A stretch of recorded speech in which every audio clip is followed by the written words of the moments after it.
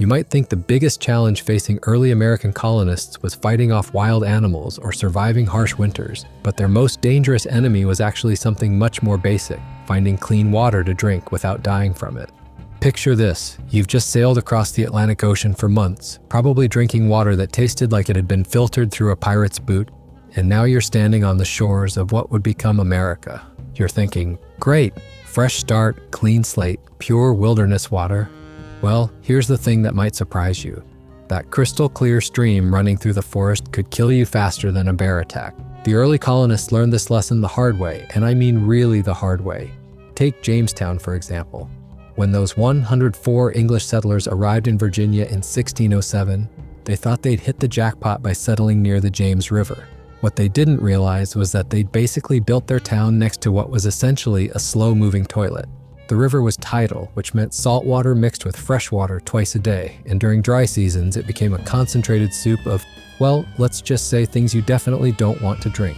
Within 6 months, about half of those original settlers were dead. Now you might think it was starvation or conflicts with Native Americans, but recent archaeological evidence suggests that many of them died from what they called the bloody flux, which sounds like a rejected superhero name, but was actually dysentery caused by contaminated water. These people had survived an ocean crossing that took months, only to be taken down by a drink of water. But here's where it gets interesting, and this is something that might make you appreciate your modern faucet a little more. The colonists weren't completely clueless about water safety. They brought some knowledge from Europe, where people had been dealing with contaminated water for centuries. The problem was, European solutions didn't always work in the American wilderness.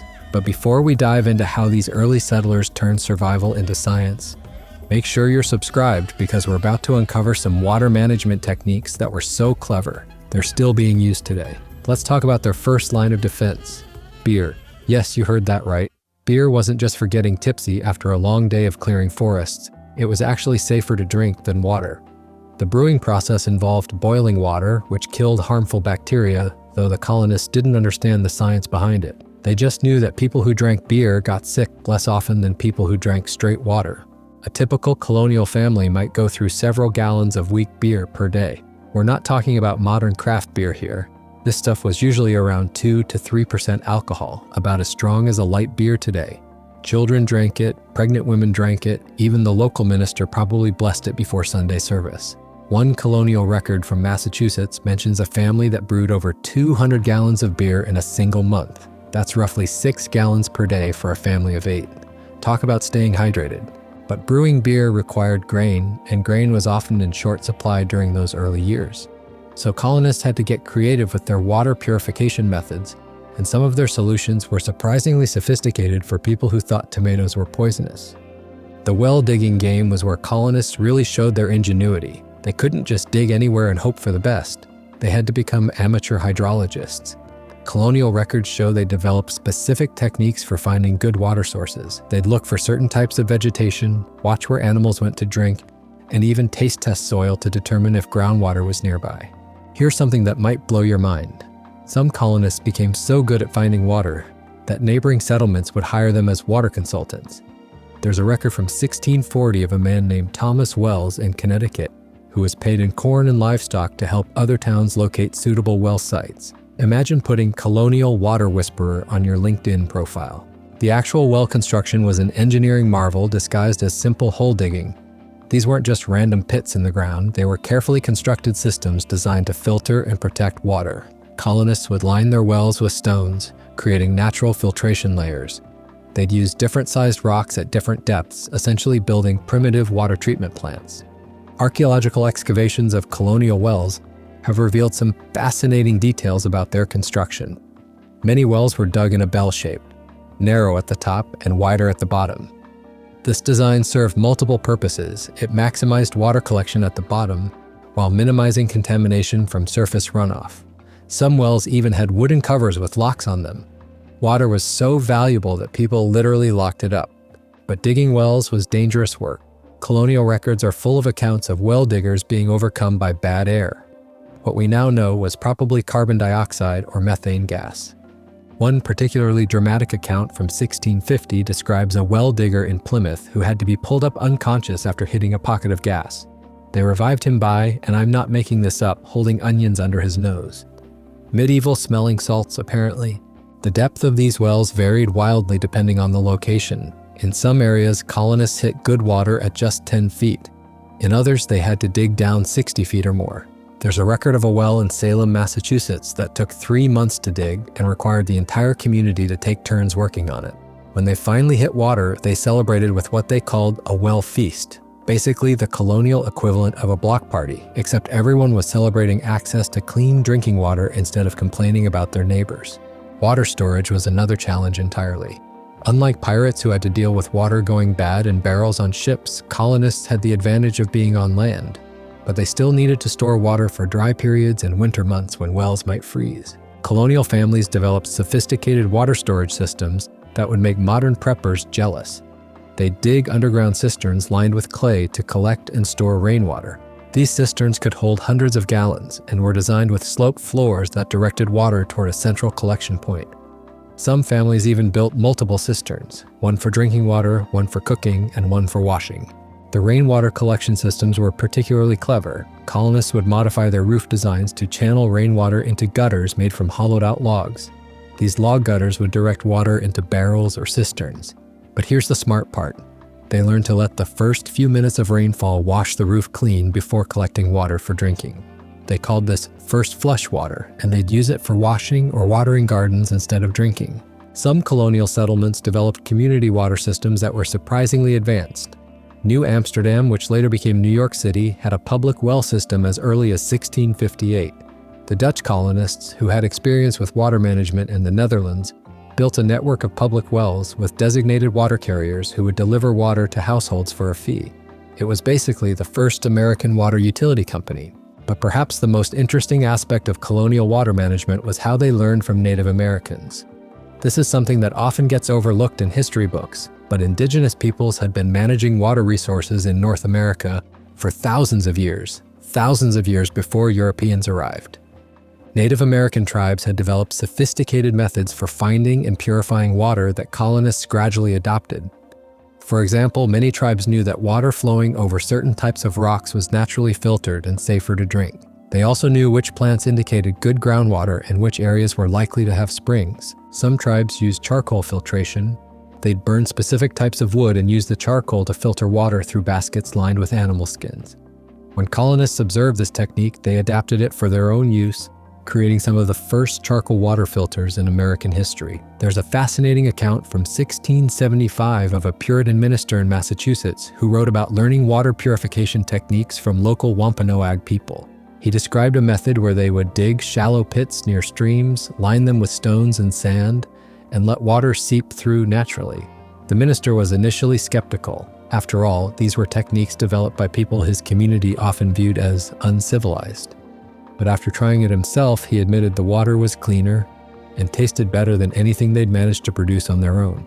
The seasonal challenges of water management in colonial America were intense. Winter brought its own set of problems. Wells would freeze, stored water would turn to ice, and colonists had to develop methods for melting snow and ice safely. They couldn't just melt any old snow because snow that had been sitting around could be contaminated with animal waste or other pollutants. Smart colonists learned to collect fresh snow from clean areas and melt it in covered pots to prevent contamination. Some families would even designate specific areas of their property as snow gardens, spaces kept clean specifically for collecting snow for drinking water. They'd mark these areas with stakes and forbid animals from entering them. Spring brought different challenges. Snowmelt would often contaminate wells and streams with runoff from barnyards and outhouses. Colonial records show that many communities experienced what they called spring sickness, outbreaks of waterborne illness that coincided with the spring thaw. Over time, they learned to be extra cautious about water sources during this period, often relying more heavily on stored water or beer until the spring runoff cleared. Summer presented the challenge of drought. Wells would run dry, streams would slow to a trickle, and stored water would become precious. Some communities developed elaborate water sharing agreements with rules about who could draw water when and how much they could take. There are records of water disputes that ended up in colonial courts, with neighbors suing each other over well rights and water access. The tools colonists used for water management were surprisingly sophisticated. They developed specialized buckets with tight-fitting lids to prevent contamination during transport. Some families had different buckets for different purposes, one for drawing water from the well, one for carrying it to the house, and one for storing it inside. They also created ingenious water testing methods. While they didn't understand bacteria or chemical contamination, they developed practical ways to assess water quality. They'd look for clarity, smell for unusual odors, and even taste small amounts to check for saltiness or other off flavors. Some colonists became so skilled at water assessment that they could tell you not just whether water was safe to drink, but where it came from and what it had passed through on its way to your cup. The community aspects of water management in colonial settlements were crucial for survival. Water wasn't just an individual or family concern, it was a community responsibility. Towns would designate water wardens who were responsible for maintaining public wells and ensuring water quality. These weren't just honorary positions. Water wardens had real authority and could fine people for contaminating water sources or wasting water during dry periods. Some communities developed elaborate rules about water use. In drought years, there might be restrictions on when you could water your garden, wash your clothes, or even give water to your animals. Breaking these rules could result in fines, public shaming, or even banishment from the community. Water was literally a matter of life and death, so communities took water management very seriously. The economic aspects of water in colonial America were fascinating. Clean water became a commodity that people would trade for other goods. There are records of families trading vegetables, cloth, or labor in exchange for access to a neighbor's well during dry periods. Some entrepreneurial colonists even started water delivery services, using carts to bring clean water from good sources to families whose wells had gone dry. But perhaps the most remarkable thing about colonial water management was how quickly these European settlers adapted to their new environment. Within a generation or two, colonial communities had developed water systems that were often more sophisticated than what they'd left behind in Europe. They combined European knowledge with Native American techniques and added their own innovations born from necessity. The legacy of colonial water management can still be seen today. Many of the wells dug by early colonists continued to serve communities for centuries. Some are still in use today, though obviously with modern safety upgrades. The basic principles they developed, source protection, filtration, storage, and community management, remain the foundation of modern water systems. Archaeological studies of colonial settlements have revealed just how central water management was to their daily lives. Excavations consistently show that the location of water sources determined everything else about how settlements were laid out. Houses, barns, workshops, and even churches were positioned based on their relationship to water sources. What's really striking when you study colonial water management is how much time and energy these people devoted to something we barely think about today. Turn a handle and clean water comes out. But for early American colonists, every drop of clean water represented hours of work. Digging wells, building storage systems, maintaining equipment, and constantly vigilating against contamination.